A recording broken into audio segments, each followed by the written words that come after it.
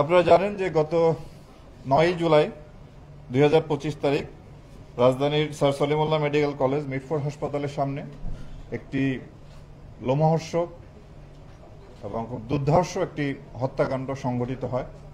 তো এই হত্যাকাণ্ডের সঙ্গে জড়িত 2 জন সদস্যকে ঢাকা মেট্রোপলিটন পুলিশ গ্রেপ্তার করে এবং তাদের কাছ থেকে একটি অস্ত্র উদ্ধার করে। এবং গতকালকে আমরা ভিডিও ফুটেজ পর্যালোচনা করে ওই হত্যাকাণ্ডের সঙ্গে সরাসরি সম্পৃক্ত 2 জনকে আমরা গ্রেপ্তার করি। তারা হলো একজন লম্বা মনির আর একজন হলো আলমগীর।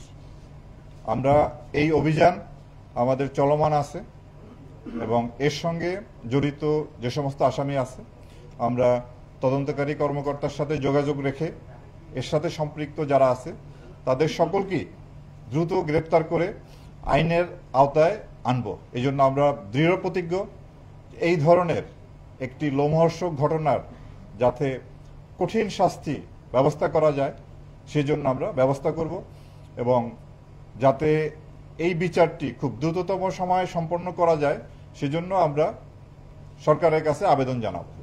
এবং এই অভিযান এখনো চলমান আছে এবং বাংলাদেশ সেনাবাহিনীও এই অভিযানের সাথে সম্পৃক্ত আছে এবং ঢাকা মেট্রোপলিটন পুলিশও তাদের অভিযান অব্যাহত রেখেছে।